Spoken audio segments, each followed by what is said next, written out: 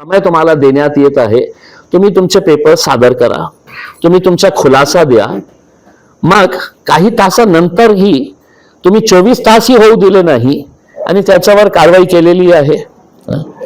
आम्ही स्वतः जाऊन मी त्यांच्या परिवाराला भेटलं, त्या एरियातले सगळे लोकांना भेटलं आणि मी त्यांना एकच गोष्ट सांगितलं की मतींवर आरोप सिद्ध झालेले नाही आहे.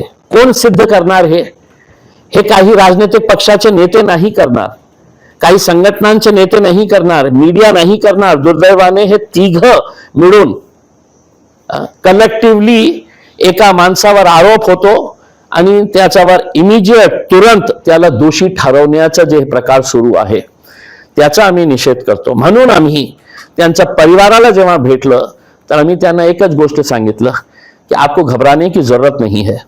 मतीने काही चूक केली असेल तर एका इंडिव्हिज्युअलनी केलेली आहे.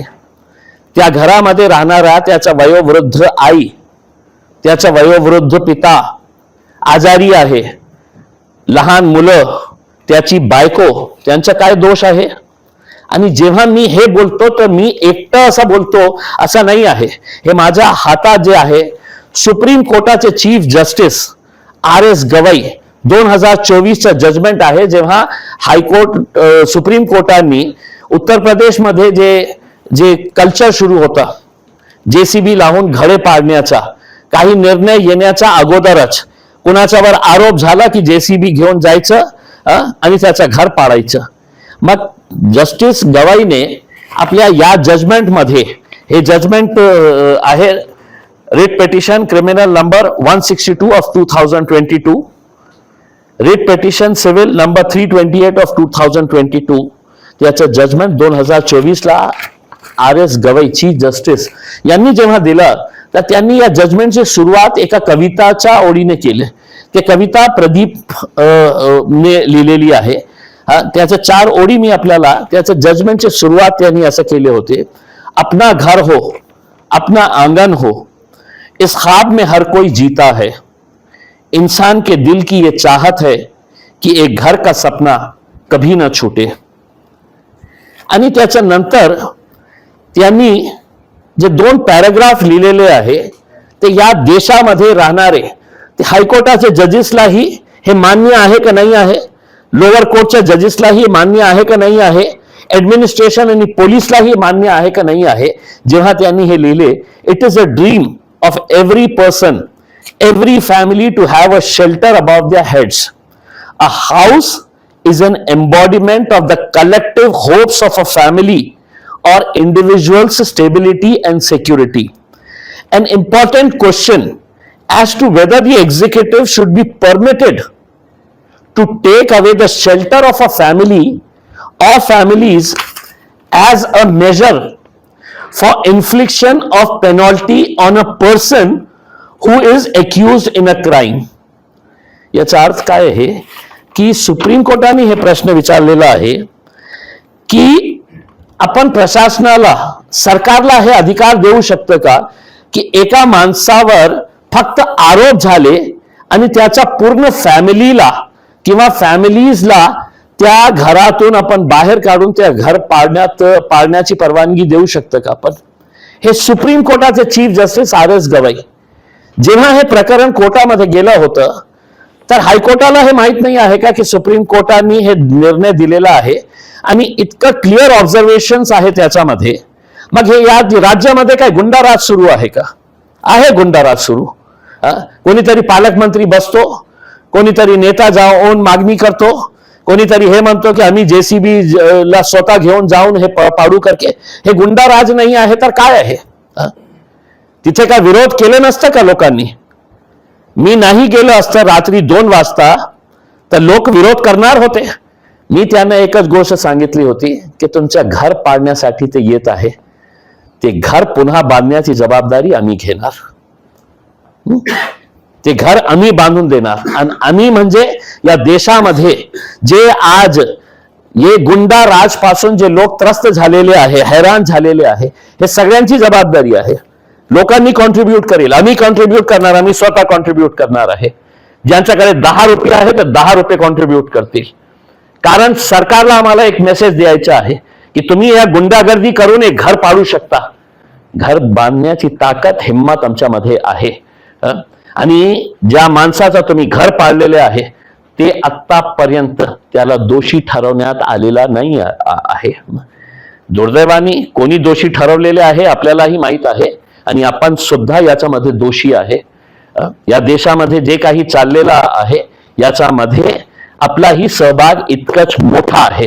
या देशातल्या मीडियाला जे आज त्यांना प्रश्न विचारत नाही आहे, का तुमची हिंमत झाली नाही आहे की म्युन्सिपल कमिशनरला प्रश्न विचारण्याची, की हे माणसाचं घर तुम्ही का एकटं आहे, एक घर आहे या शहरामध्ये, 40% इलिगल कन्स्ट्रक्शन, त्याच्यामध्ये अनेक किती असे घरं आहे जे भारतीय जनता पार्टीचे निवडून आलेले कॉर्पोरेटर्सचे आहे. हे डॉक्युमेंट्स आहे आमच्याकडे.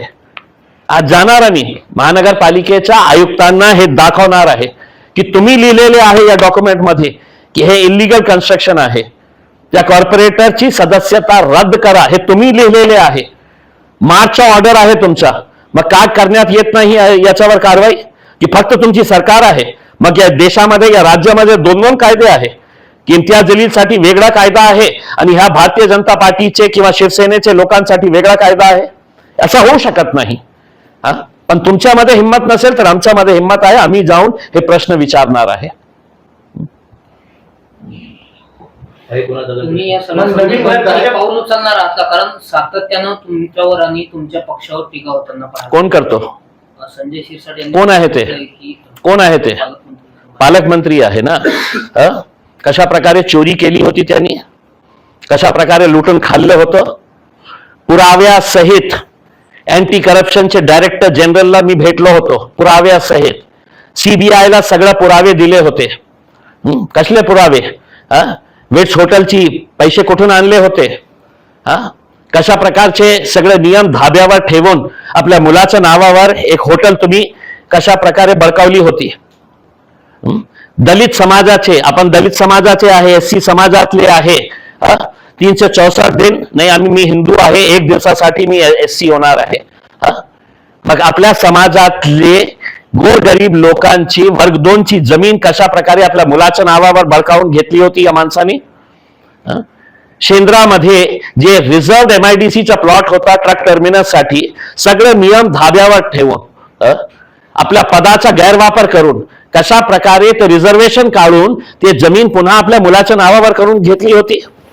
हे जे राग होतं ना, डिस्ट्रिक्ट कोर्टच्या समोर कोट्यवधींची रुपयांची जमीन जे आहे, आज इथे काम सुरू आहे, कोट्यवधी रुपयांची जमीन आहे.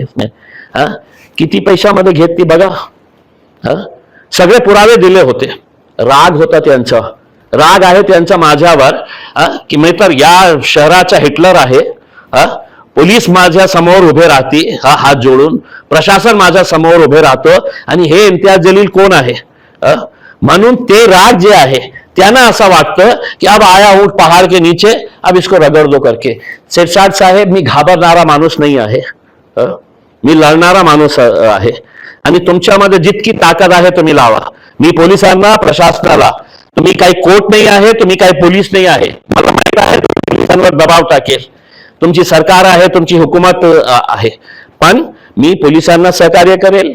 आणि तुमच्या बोलण्याप्रमाणे आता तुमच्यावर जबाबदारी आहे. तुम्ही जे माझ्यावर जे आरोप केलेले आहे की हे माझी नातेवाईक होती, आता तुम्हाला सिद्ध करावं लागणार आहे.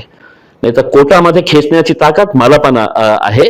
मी तुम्हाला पण कोर्टामध्ये खिचू आणि कोर्टामध्ये हे तुम्हाला सिद्ध करावं लागणार आहे की कोण माझी नातेवाईक होती. आणि जे तुम्ही आरोप केले ना की MIM कशा प्रकारचं आतंकी संघटन आहे, MIM वर बंदी घाला करके.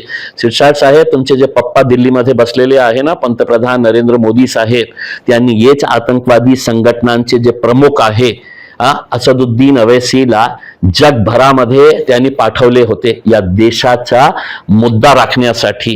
या देशाचा हित काय आहे, या देशामध्ये आम्ही कशा आहे याचे मुद्दे मांडण्यासाठी तुम्हाला नाही पाठवले होते. माझे असदुद्दीन अवैसीला पाठवले होते, ज्यांच्या बाबतीत तुम्ही हे बोलत आहे की हे अतिरेकी संघटन आहे. तर मोदी साहेबांना विचारा तुम्ही जाऊन की तुम्ही एका अतिरेकी संघटनांचे प्रमुखाला विदेशात पाठवले होते करके.